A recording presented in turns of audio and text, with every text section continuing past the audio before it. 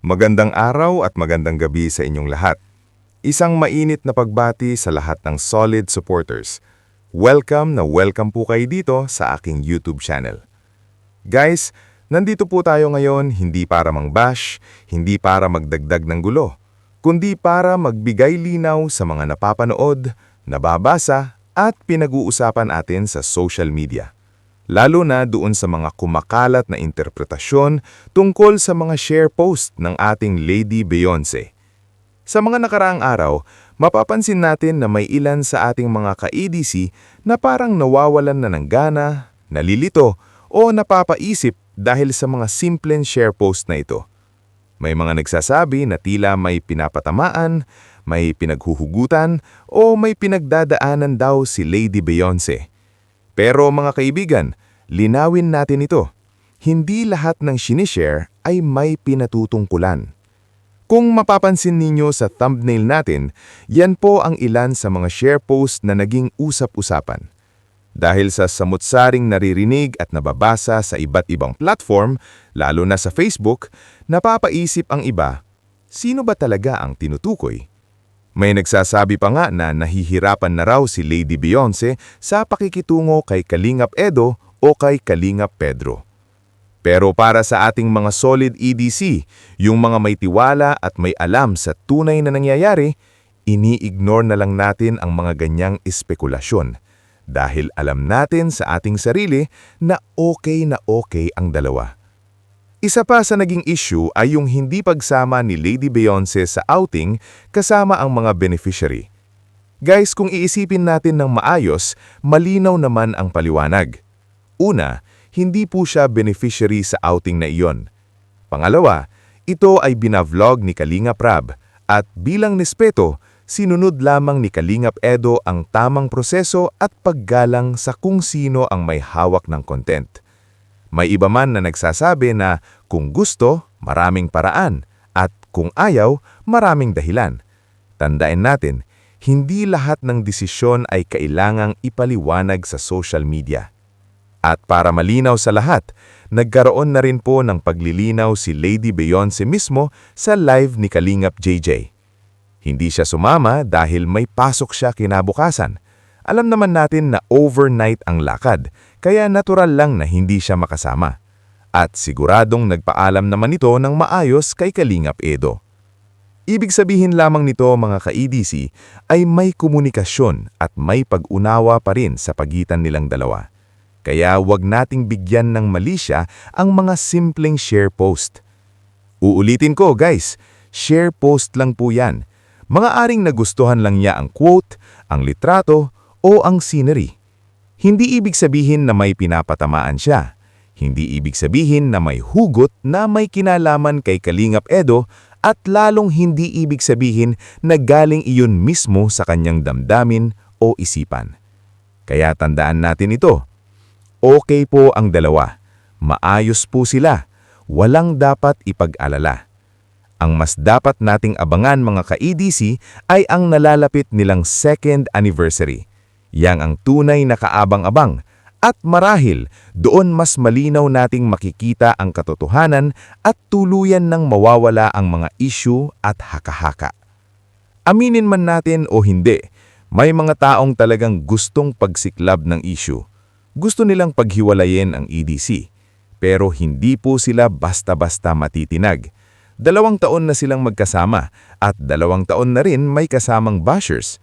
Pero nandyan pa rin sila. At alam naman natin kung saan kadalasang nanggagaling ang mga isyong ito mula sa mga ex-love team, ex-sponsor, ex-beneficiary at mga dating konektado na ngayon ay may kanya-kanyang hinanakit. Pero sorry na lang po sa kanila dahil hindi nila mabubuwak ang EDC. Kaya ang panawagan ko sa inyong lahat, maniwala tayo sa mga taong malalapit mismo sa kanila. Maniwala tayo kina Kuya Jello, Kalingap JJ, Norman, Kuya JP, Alibio at sa iba pang tunay na nakakaalam ng sitwasyon. Hindi sa mga fake Kalingap pages, hindi sa mga fake reactors at lalong hindi sa mga gawa-gawang kwento. Kung ayaw nating ma-stress, doon lang tayo manood at makinig sa mga lehitimong sources, doon sa mga taong tunay na kasama ni Kalingap Edo at Lady Beyonce, pati na rin sa kanilang pamilya. Kaya sa lahat ng solid EDC dyan, relax lang po tayo. Walang makakapaghiwalay sa kanila. Kung may tampuhan man, maliit na bagay lang yan at kaya nilang ayusin bilang magkapartner. Bago po tayo magtapos, huwag po nating kalimutang suportahan ang mabubuting puso sa Kalingap sa pangunguna ni Kuya Val Santos Matubang, Ate Edna Vlogs at Kalingap Rab. At lagi nating tandaan, tiwala lang po ang kailangan. Huwag tayong magpadala sa sabi-sabi. Maraming salamat po sa panonood. Hanggang dito na lamang po. God bless sa inyong lahat. Peace. Naggaling iyon mismo sa kanyang damdamin o isipan. Kaya tandaan natin ito. Okay po ang dalawa. Maayos po sila. Walang dapat ipag-alala. Ang mas dapat nating abangan mga ka-EDC ay ang nalalapit nilang 2nd anniversary. Yang ang tunay na kaabang-abang. At marahil, doon mas malinaw nating makikita ang katotohanan at tuluyan ng mawawala ang mga issue at haka-haka. Aminin man natin o hindi, may mga taong talagang gustong pagsiklab ng issue. Gusto nilang paghiwalayin ang EDC. Pero hindi po sila basta-basta matitinag.